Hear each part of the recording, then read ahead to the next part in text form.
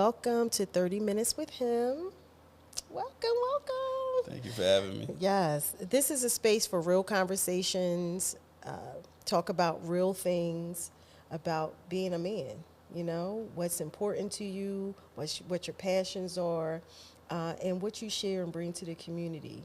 So, this is my first guest. Yes. First guest, had to kick it off, right? Yes. Well, one thing just want to share is that not only are you my first guest, you and I had a conversation about this. So you spoke life into me. So I had to do my due diligence and bring you to the couch so that other people can know who you are. So why don't you I can't do the introduction for you. I want you to introduce yourself to everyone out there. Okay. My name is Braheim Johnson. I am a digital media marketing specialist. What I do is help people bring their visions to life, where that could be in photograph form or videography form. So with you saying that, again, this is like Q&A, but this is real conversations that you and I always have, but I just wanted to keep it in a professional manner. Speaking of that, how do people see you? Like they see your products, they see your services, but how would people say they see you? Um, that's a tough question, but I would say like as a storyteller, I would say that definitely a helping hand. Um, I would say, yeah, I just think that like a storyteller, helping hand. I used to say, oh, you can use utility knife, but I hate that. But in reality, I'm the friend or the teammate that you call to get something done. Okay. Well, I use them a lot. So let me ask you this, because I broke my questions down by different sections. So I'm going to talk about your identity. I talked a little bit about it. I asked you a question about it briefly. Um, what's something about you most people don't see? Um, how hard I work. Mm. Like, I like to make things look easy, even if it's a lot harder than it might look. I think that's one thing. I don't really like to show everything that I do. I don't really like to talk about myself too much either. So it's kind of like if you know me, if you get to actually know the real me, you might catch glimpses of it, but like you'll never really know how hard I actually work at what I do. Why? Um, I don't know, man. I think like for a long time I had this ego of like I want to prove everybody wrong. But then I got to the point of I just feel like the work always gonna speak for itself, and if I have to tell you how good I am, I might not be that good. So I'd rather someone else tell you how good I am than me walking around going, "Oh, I'm great at this and this." Nah, if you get to meet me, I'm gonna present myself. And you trust in me, you gonna see what I can do. And that's kind of how I've been with everything. Which sometimes it's a blessing, sometimes it's a curse because I feel like I shrink myself in rooms, and then people get to talking to me and go, "Wait, you not small? Why do you?" And it's just like I don't know. Like I don't know if it's trauma. I don't know if it come from how I was raised. Where it's just like I never wanted to feel like I'm gloating. But then it's like, are you really gloating, or are you just around people that are small minded? You know what I mean? It's like being around someone that's overly confident. Well, people only call you arrogant when they're not confident. So it's like you're not really gloating unless you're around people that don't have nothing that they're proud of. So that's kind of like I think for me it just became that where it's like I don't really talk about anything that I do until someone asks me. Now if you ask me, yeah, I have my master's in marketing. Like I've done the work. I've Yes. I've been running my company for 12 years. I'm only 31. What's the name of your company? Visions. Okay. And vision stands for the way you view yourself, the way others view you, and the way you view yourself based on how others view you. You know, So saying all that, what would you say is your season? What season are you in right now? um, I think 2025 was my boundary season where I had to learn how to be okay with not helping. Like being a friend, sometimes I'm just gonna help just because. Like if I see, like for instance, you said, "Hey, I want to do a podcast." Well, I might have 16 projects I'm doing right now, but I know that you could use me. So now I'll go, "Hey, listen, let me pull up and do X, Y, and Z." And now for 2025, I started to just, you know what? It's not my job to save everybody, and sometimes you have to let people be in their season. So one of the biggest things I'm stepping into 2026 with now is I've been there for everyone else. I need to be there for me. And speaking of that, that kind of leads into pressure, right? So, what carries the most pressure in your life right now? Fatherhood. Speak a little bit more about that. Nothing. I honestly, that's the only pressure I carry. Like, and it's strictly because I have a 5-year. Well, he's 6. I'm sorry, he just turned 6 on Sunday. I have a 6-year-old. Me and my son. That's my partner in crime. That's who I do everything for. And the pressure is strictly, we already deal with black men aren't there for their kids. I don't want to say my dad wasn't there for me. My dad wasn't there like I'm there for my son.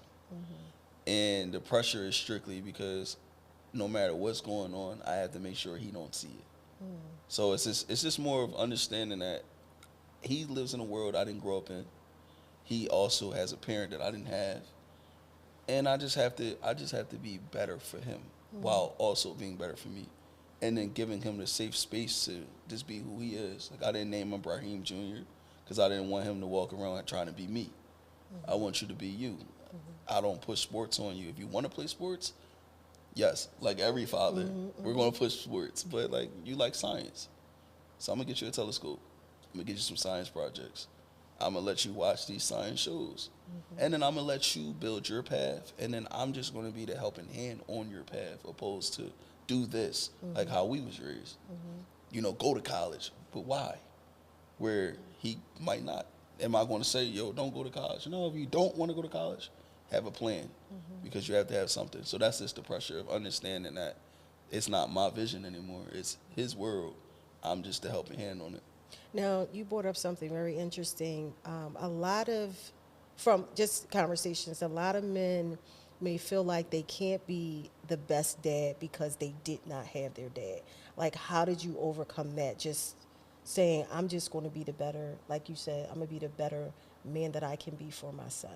Like, can you talk I a little think about I that? think the reason why men think like that is because they live in a mindset of it happened to me instead of it happened for me. Now, me and my dad are alike in many ways, but I have all his good aspects. And then the things that I don't want to be like, I got to see those things. So instead of going, I don't want to be nothing like my father, no, I just want to be better than my dad was for me. Where, okay, you might not have been at all my birthdays. I'm going to be at all my sons. Hey, you might not have been able to show up to all my basketball games. Okay, I'm going to try to do that for him. We weren't able to just be transparent about things. You might have hid things where I'm not going to hide anything because I feel like hiding things from your kids is why they get strung out on trying to do it. We've all met the kid that didn't get to go outside. The moment they go outside, they act like wild animals because they was never outside. Yes. So it's just like, for me, it's just more of understanding that everything happened for me. Like, God don't make mistakes. I don't believe in mistakes. Everything happened for me to be who I am, and I love who I am. So if that meant me and my dad didn't grow up together throughout my whole life, hey, he wasn't supposed to be there. It was made like that so I could be who I am for Bryson.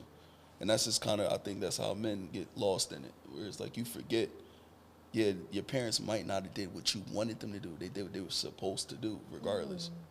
And that's huge. And I'm not going to ask you what your age is, but 31. All right. okay, but I didn't want to ask you that. I was, it wasn't me.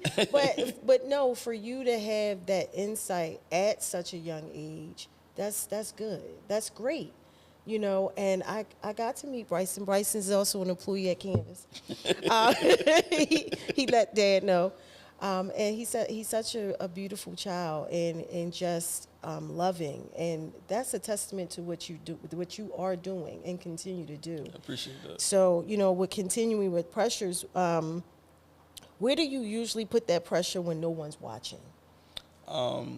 So I played basketball all through my life, and I use basketball as my escape from life. That's the only place I felt like I was just Braheem. I wasn't the son. I wasn't the uncle. I wasn't.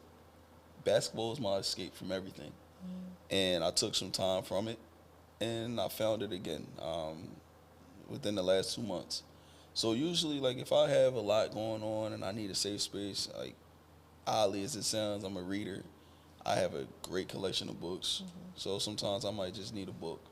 Sometimes I might get in my sauna and just sit in my sauna for 30 minutes. Sometimes I might just sit in my car. You know, as crazy as it sounds, sometimes I go to the gym and park in front of my crib and sit in my car for 20 minutes and just hear myself. Because you constantly hearing things, you know, dad, this. You constantly, so you need something for you or get lost in editing. I've done some of my best work under pressure. I was in college editing photos while I'm working on midterms. Nice. And it was just strictly, I needed something to get me out of them books. Because and you touched on something I was going to ask you. How do you balance? And you just pretty much let us know how you balance. And it's not going to be the same for everybody.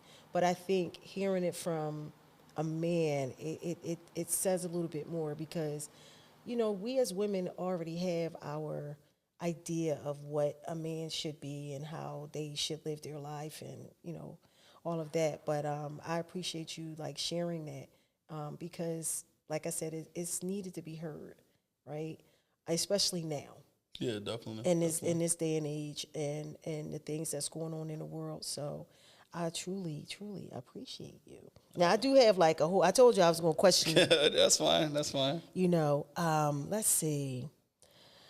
Do you feel more pressure to succeed, to provide, or to prove yourself? Mm. So originally, it was to prove myself.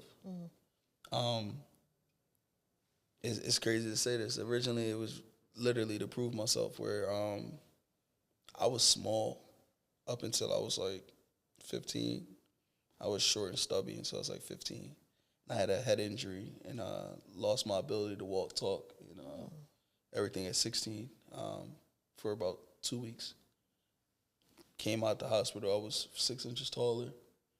I found a new love for life, but it was definitely ego driven because it was just like people always want to tell you what you can't do, and I like my mom still to this day she don't know. I heard my doctor tell her I was gonna be a vegetable, and I became addicted to proving people wrong.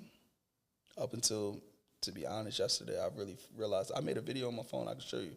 I made a video sitting in my car yesterday, and it was just like all this time I thought I was chasing success because I just wanted to be successful. It's my pride because I wanted to prove to everybody I came from the hood. That don't mean you have to be a product of your environment. You can change it. You just have to want to be different. And now, my success is just so that when my son come up to me and tell me something hard, I can show him that I've done these same things. And I just want you to push yourself. Because it's easy to give up when it get hard. And usually when it get hard is when you at the end. So it's just like for me now, going into 2026, any success that I accomplish is now to live in it. Because I also never denied either. I would just keep going and keep going and keep going and never be present. So that now you think you haven't done anything, then you look back at your track record and you're like, yo, you've done a lot of things. So I would say originally it was ego, and now it's just I want to be able to create that environment. That's good. I learned a lot more about you. Not that little. Not saying that you're little, but I'm just saying from the beginning of meeting you and just like I said, our conversations. Wow. Yeah. So we're going to talk a little bit about turning points because you did bring it up, and it's like when you got to the point when you said you no longer doing it for success. Like, what was that moment? Like, what happened? I had just went to the gym. I haven't actually been able to lift weights in like 2 weeks. So I got fouled playing basketball. My elbow was hurting, so I haven't been lifting. I went to lift, had a great workout. I was leaving the gym. I sat in my car, and what I've been doing now is just set my phone up in my car and just record myself to get comfortable in front of the camera again. And it just dawned on me. Like I just heard it, and it was just like, bro, stop chasing your ego. That's why you're not happy. Like not to say I'm not happy. I'm happy. Hold up. I'm extremely happy in life. But I mean, as far as like, you're not present because your ego telling you ain't did enough. Where it's somebody wishing that they could do what you've done. And truthfully, it's a version of you that's grateful that you finally did it. And for me, it was just like sitting there and I was just like, yo, like, I went to school because I knew having letters at the end name and telling somebody, yo, I really know this marketing thing. They can't argue that. That was me going for me. But now going to nursing school, because I was in nursing school in the beginning of this year, that was my ego. Because my son's mom's a nurse. And I turned around and I was like, man, listen, like, I know what's going on in your life. I know I can pass it. And I would have, because I did, to be honest. It was just more of like, I didn't have to do that, but I'm always willing to take on the task just because I know it's someone saying you couldn't. And it's that little voice that's just saying, oh, you can't do that. Like, no, I can. If I wanted to switch careers, I could. Yeah. And it was just like, I realized a lot of things in my life have became me canceling that little voice that no one probably even said. You know, no one really has ever told me, yo, you can't, you know, outside of people saying I couldn't get good in basketball. That was ego. Why was that? Because of your height? No, Yeah, I'm just it picking. was. No, yo, honest to God, it really was, though. It was like, I was a kid that I started playing basketball around like first grade, second grade. I was just short and stubby until I got to maybe ninth grade. That's when I hit my growth spurt. It was after my head injury, though. So it was like night and day type of thing, where it was like I wasn't trash. I just wasn't super fast yet. But then it's like I lost the weight because of the injury. I was super fast. Now I'm athletic, too. Now you matching that with all this time I had to be very shifty or very structured to score. Now I have the athleticism with that. So I became really good. Same thing with the camera stuff. I became a photographer, and I remember a friend of mine saying, y'all fake photographers make it harder for us real photographers. I surpassed them in the first like 30 days of being a photographer. And that was ego-driven. Right. And then it was like, I turned around and started helping them. And that was me being ego too, to be completely honest. And then after I got past the ego part, I'm like, now I'm helping a friend. But originally it was like, oh, now I got to shit on you because you said you was better than me. And it's sad to say that, but we kind of sometimes just do that. Yeah. And it's like, for me now, it's like, I don't want to walk around with my ego about nothing. Like, I don't have an ego about anything. Like, I know what I've done. I know what I plan to do. I know what God has shown me. And that's for me. It's like, you know, the questions that I have, you kind of pretty much breeze through them. I don't even know what to ask you. No, I'm just kidding. You know, you shared a lot, and I think it will hope. I'm hoping that it'll help individuals see, like, you know, pride and ego does play a lot in people's direction and where they put themselves, where they see themselves. And one thing I wanted to talk to you about, because, you know, we talk about this a lot offline, is about community. You spoke a little bit about how, you know, you got into, partly about how you got into photography, and we were talking about community and building. Can you speak to what community means to you? Yeah.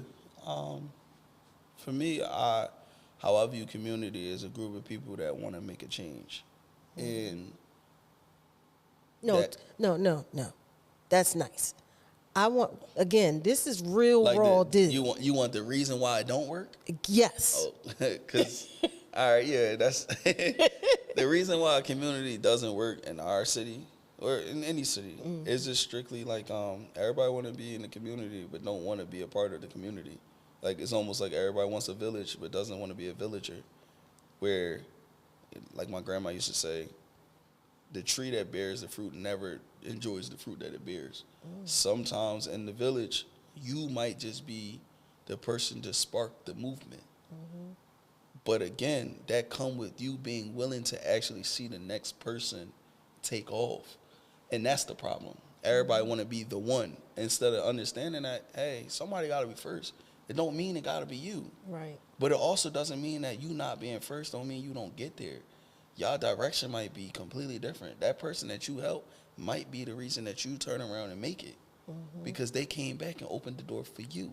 people never forget the people that helped them. Right. And that's one of my biggest things when it came to being a part of a community or a village. And I take myself out of something that I don't feel like is beneficial to me and the community, where it's like, let's stop calling things a community just because you want people to work for free.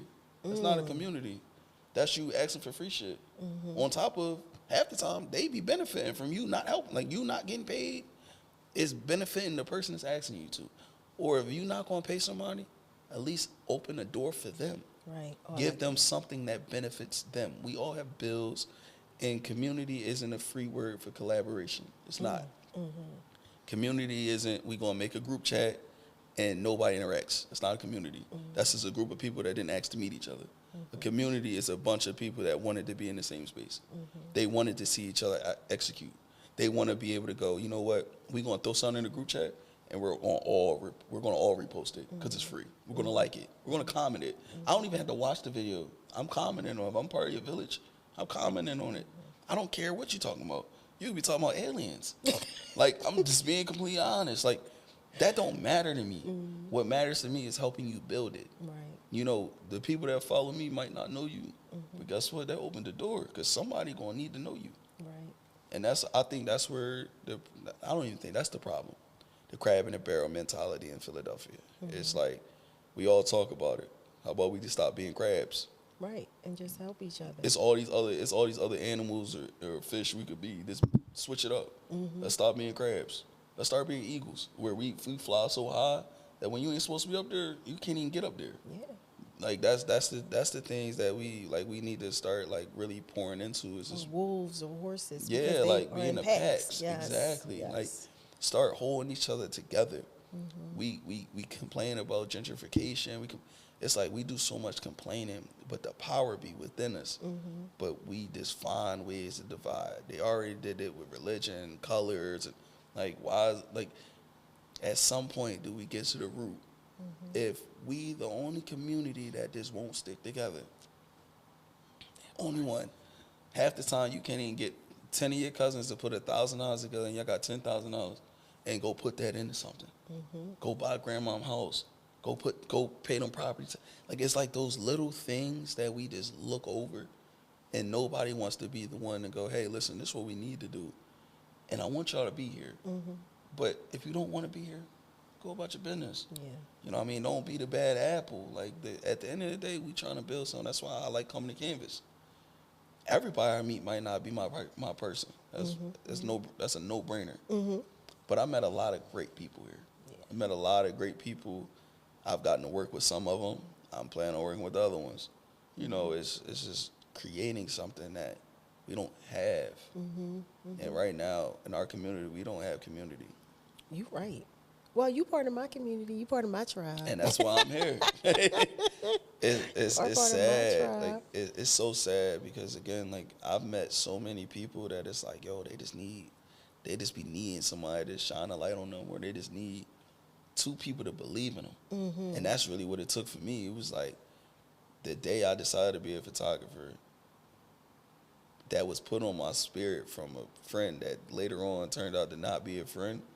But if you take that person out of the equation, I would have never picked up the camera. Wow. Well, Never. I'm glad you did, because you do an amazing job. I You appreciate really do. that. You really do. And that segues into this question. What's one truth about yourself you're actively working to live up to, not just to talk about? One truth about myself that I actually, that I'm confident. I don't know what it is with me, but I have like a weird confidence level where it's like I can be super confident if I'm put on the spot. Like, if I'm in this room and you go, this Braheim, and he do this, I'm forced to talk. And I don't know if that's my ego, my pride, but I'm forced to. Now you get the best me. But if I was just in the room, I won't talk. I'll just sit in the corner. Maybe not even sit in the corner, but like, I'll be out the way. Yeah. And it's like, I don't know what that is, but then it's like, this is where my son comes in at. my son is a social butterfly. And I realized, well, his mom ain't. He got that from me. So at one point, I was a social butterfly. So that means somebody silenced me, and I don't silence him. So I'm rebuilding that part where, some people might have met me and like, yo, he great, like, he confident. Some people like, oh, why boy ain't talk? I'm the same person. It's just sometimes I don't know. And I'm trying my best now to bring that back out because I wasn't always like that. I wasn't always like that. Like, even like in school, I was the kid, like I knew the answer, I wouldn't raise my hand. Right. But I had one teacher in my junior year in college. He would call on me every class, no matter what. And then one day after class, I just asked him. He was like, Braheim, you were super bright. He was like, and I know you're bright because I see your test. But you never raise your hand. You're not helping anyone by being quiet. And that's when I started to raise my hand in class, that he forced me to sit in the front. So now it's like when I'm at events and stuff, I'm usually sitting if I can't sit in the front, I would never sit in the back because I'm not going to pay attention. Right. So it's like those type of things where it's like I've been forcing myself to find that confidence that I know is in me. It's just like, I don't know. I don't know if it felt like I was gloating. I don't know if it was somebody silenced me when I was a kid. I don't really know what it was, but I'm trying my best to beat that. Yeah. And are you going to, now on that journey, are you going to, take a lot of time to try to figure it out, or are you just like, I'm going to learn as I go or deal with it as I go? A little bit of both because, like, for instance, me doing what we're doing right now, this is me forcing my confidence out. Like, I have a friend who's also a photographer, two of them. They both be like, yo, let's do photo shoots. I like getting dressed. I'm going to let them force me out of, yo, you know what, I'm going to let y'all, and I'm going to let y'all edit however y'all want to edit. Like, taking away from, like, hey, look, I know how to, it don't help nobody if you're trying to control every aspect. And it's like, that's a part of confidence too. Knowing that no matter who took the picture, I'm gonna like it. Right. Knowing that however I went about something, it's gonna work. I want to bring that confidence out more. Nice. So if a man is listening right now and feels lost or uncertain, what would you want him to hear from you? Isolate. Kill the noise. That's what worked for me. My first time ever dealing with isolation was in college as a senior. I was 2 weeks from graduating, and I had almost tore my Achilles in a basketball game. I was in the boot. My dad was currently in the hospital. I couldn't work. I barely could walk. And I sat in that room for 4.5 hours and listened to Wale, Ambition. I actually got it tatted and everything. And that was the original name of my brand, was I Ambition. And what it was realizing, like, throughout all of those things, I still had to show up. But isolation kills the noise. You constantly hearing people and ideas, social media. You might got a girl, having a woman. I know your pain because you don't really get to isolate. And it's not that you don't love your woman. It's just that women are needy. So you don't really have time for you. You have to isolate. It's the only way you can actually get out your own brain. Just give yourself space. Let yourself be silent and hear yourself for the first time, and like really make that plan. And it's going to come to you because you don't hear nobody talking. You don't hear no noise. You gotta get comfortable with you. What would you tell 15-year-old Braheim if you could go back and talk with him? Never silence yourself. Be unapologetically you. Like, that's one of the biggest things. Be unapologetically you in all times. Around that time, like even going into college, I used to be like unapologetically me. And now notice that I'm getting back into that, where it's like even the colors I'm wearing right now, like maybe a year ago I would never put this on, but 15-year-old Braheim would. Because I didn't care what anyone else thought. And somewhere along the line, I lost that. Whereas like, I started caring. Where before I didn't care. Like what can you tell me about me? I still live by that. You can't tell me nothing about me because anything you know I had to tell you, and you still don't know me. You see what you said. I don't walk around with "this is who I am" shirts on, so you would never really know the real me unless I decided to tell you that or share that with you. Well, you know what? Can you believe it's been 30 minutes? Having fun. It really went by that fast. I ain't even get to drink. All right, take your shot, because I got one last question, one closing question. And I'm gonna hand you my phone. I want you to read it. Okay. And I want you to read it out loud, and then I want you to answer it, okay? Okay. Number 21. What does becoming a better man look like for you right now?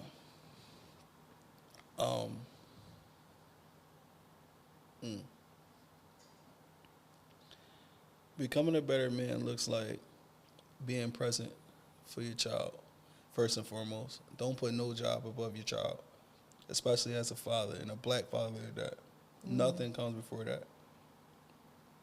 But secondly, getting closer with God and getting closer with yourself.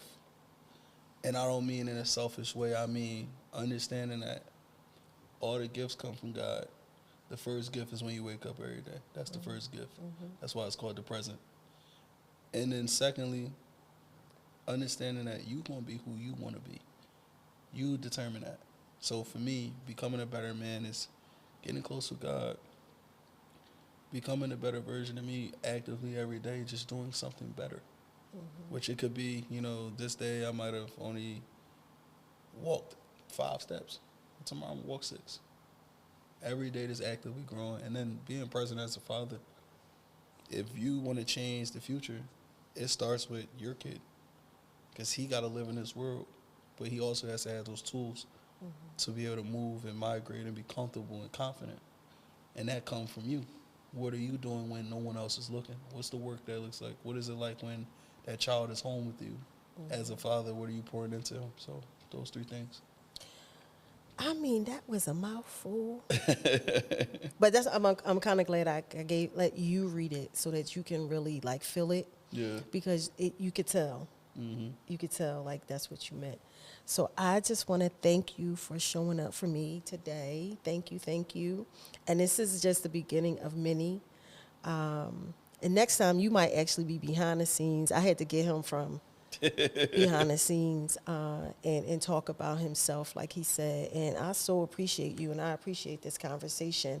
And like I said, I really hope that it helps someone, some more than just one person, just to be them. And I was going to use authentically them, but everybody use that.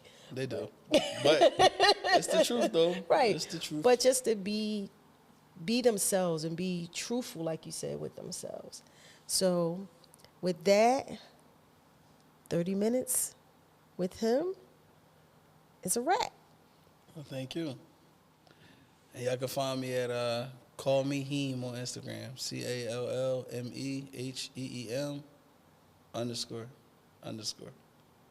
What? That's it?